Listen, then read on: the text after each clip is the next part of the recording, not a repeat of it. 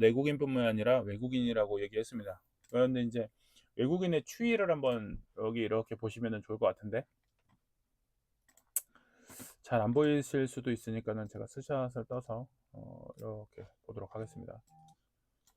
지금 여기 보시는 것처럼 코로나 시국인 요 시기 2022년 1월 달까지만 해도 관광객들이 엄청 많았었어요. 2월 달 되면서 이제 변화 변동이 생기는 겁니다. 코로나로 인해서 여행 자제를 얘기를 하고, 그리고 본격적으로 3월 달에는 코로나가 되고 나서부터는 완전 박살이 나 버리죠. 외국 관광객들이 숫자적으로 이렇게 명확하게 드러납니다.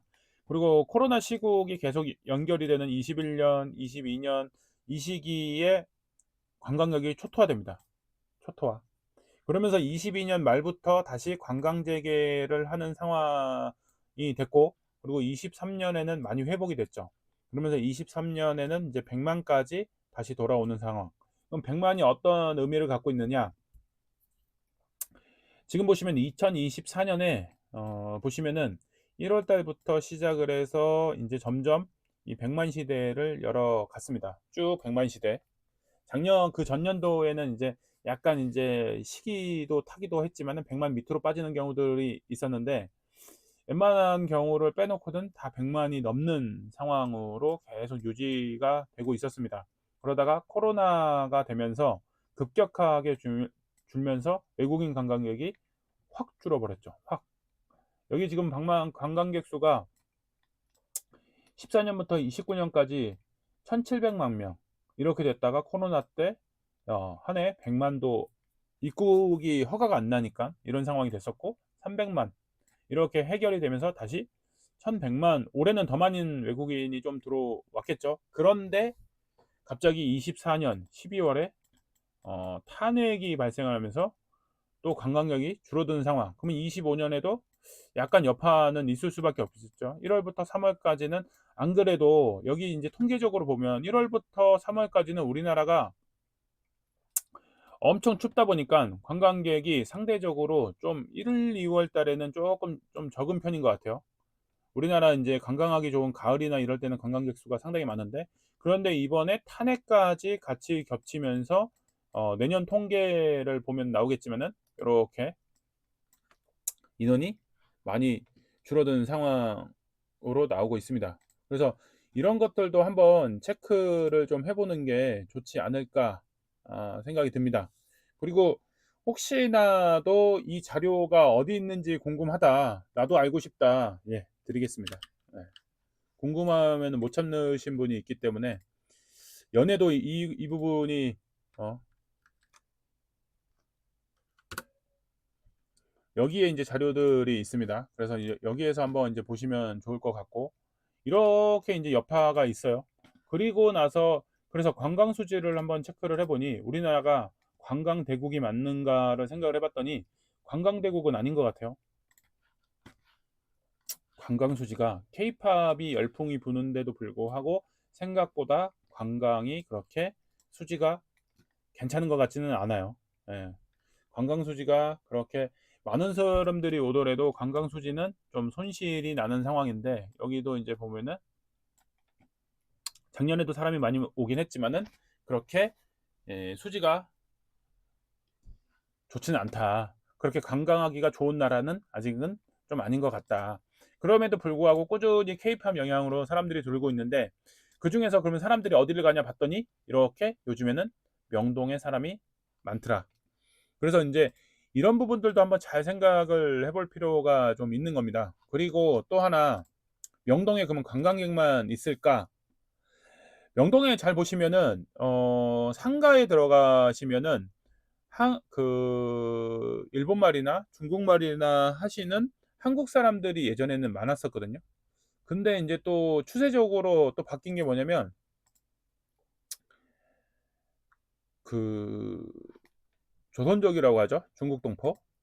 그러신 분들이 또 한편으로는 거주를 하면서 여기에 거주를 하면서 취업을 하는 그 비율도 지금 상당히 높은 비율을 차지를 하고 있습니다.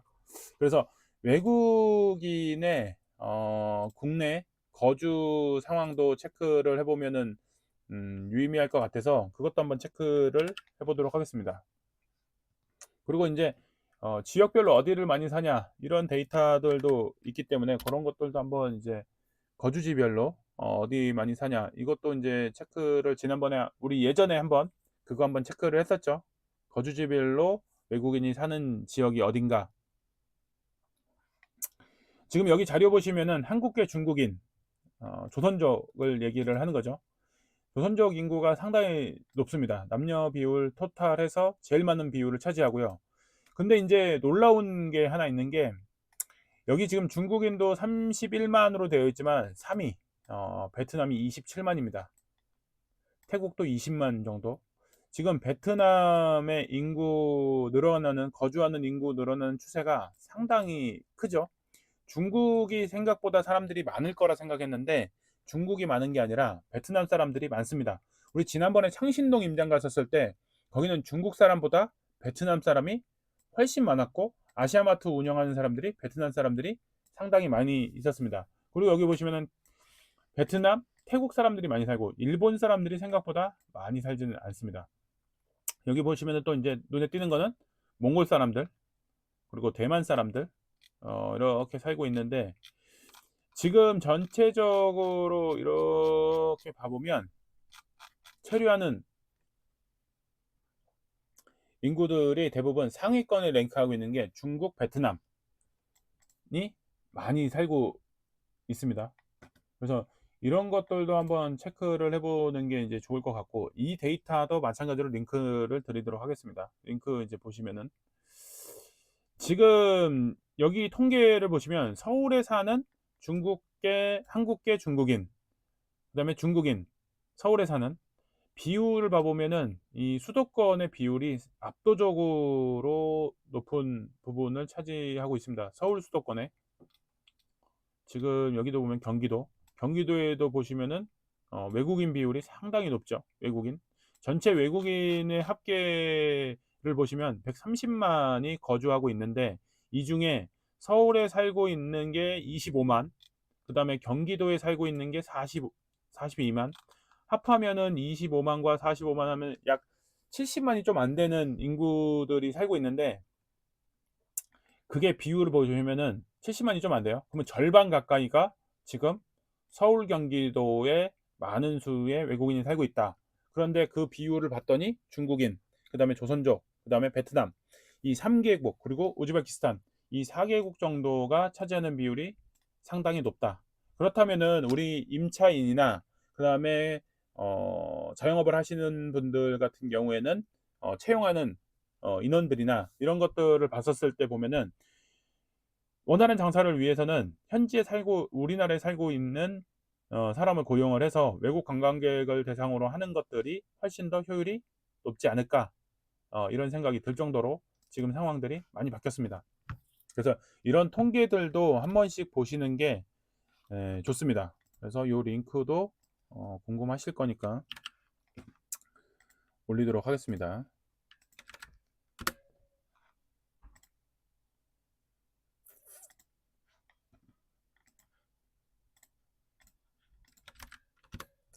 자, 그래서 오늘 또 얘기할 게 어떤 거냐? 이렇게 인구가 외국인의 수가 상당히 많은데 여기에 체류하는 외국인 그리고 관광으로 오는 외국인 그들이 원하는 지역은 어딜까? 근데 그들의 공통점이 있습니다. 관광을 하고 싶은 사람도 시내 구경을 할 것이고요.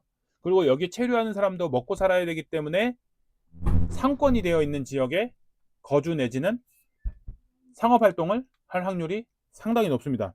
그래서 그런 것들을 생각했을 때 명동으로 사람이 모일 만한 이유가 되겠구나. 그리고 여기 내국인도 마찬가지로 여기에 핫플레이스가 된 상황이기 때문에 많이 사람들이 모이는데 지금 현재 한국 인건비가 상당히 높습니다. 그러다 보니까 외국인 채용 비율도 상당히 높아요. 그렇다 그러면 이 지역이 어떻게 투자 관점에서 그리고 지리적인 관점에서 한번 생각을 해보면 좋을 것 중에 하나가 왜 이쪽이 상권이 발달할 수밖에 없었나? 왜 여기에 철도망이 이렇게 많을 수밖에 없었나?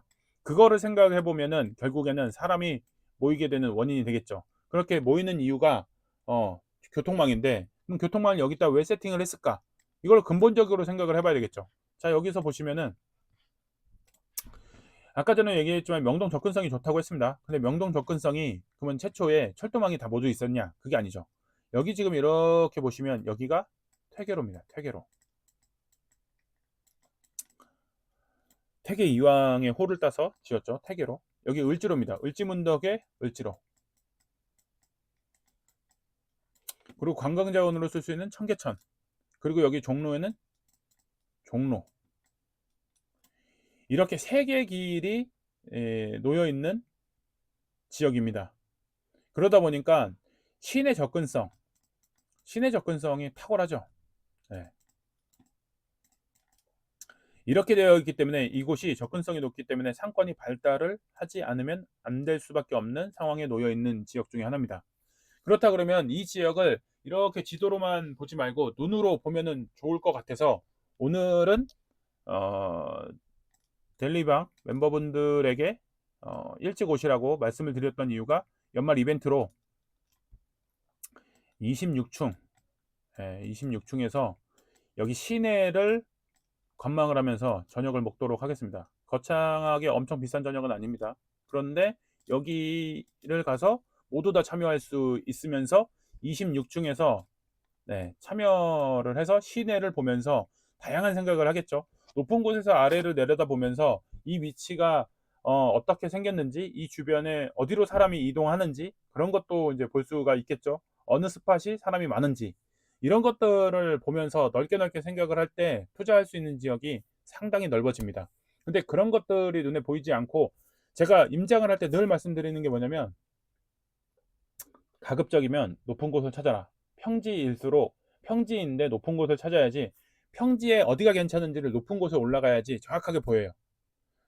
산으로만 되어 있는 데는 산밖에 안 보여요. 근데 평지인 데는 넓게 보고 싶은데 그 중간중간마다 지적물들이 있어서 주변을 정확하게 파악을 할 수 없다면 평지 중에서 가장 높은 데를 찾아서 올라가서 본다 그러면은 주변이 한눈에 보이니까 한 번 더 이해하는데 좋을 겁니다. 그래서 여기서 투자할 만한 거는 어떤 것이 있을까? 이런 것들도 다시 한번 생각하기 좋은 곳이 명동 임장이고요. 그리고 이쪽에 지금 힙지로가 형성이 돼 있죠. 힙지로가 딱 형성되기에 딱 좋은 이유가 있죠. 예. 교통적인 측면도 그렇고 자리적인 측면도 그렇고 그리고 이 천주교 명동 성당을 중심으로 해서 요 도로가 중요하죠. 요 도로 이게 이제 그 남산 터널이 진출이 많은 곳이죠. 그러다 보니까 이 남산 터널을 통과해서 저쪽으로 넘어가면 어디로 넘어가냐? 한남동이죠. 한남동. 그리고 또 어떻게 이 한남동이 넘어가면 강남으로 연결되는 지역 중에 하나입니다. 강남에서도 접근하기가 가장 탁월한 지역이 이 지역입니다. 이 지역. 그러다 보니까 여기가 당연히 어떻게 교통과 일자리가 많이 놓여 있는 자리 중에 하나가 된 거죠. 그런데 당연히 일자리와 교통이 있다 보니까 강남 같은 경우에는 일자리 교통이 괜찮으면서도 주거지역, 쾌적한 주거지역이 있었는데 여기는 쾌적한 주거지역이 없어요. 근데 이제 신축이 들어올 예정이죠. 그래서 그렇다 그러면 이쪽 중심으로 하는 일자리와 교통이 좀 더 강력해지지 않을까 이런 것들을 한번 생각을 해보면 좋을 임장이 오늘 임장입니다. 그래서 이 지역을 한번 이렇게 두루두루 둘러보시면서 한번 생각을 해보면 확실히 도움이 되실 거예요. 그래서 이제 오늘 이 지역을 둘러보도록 하겠습니다.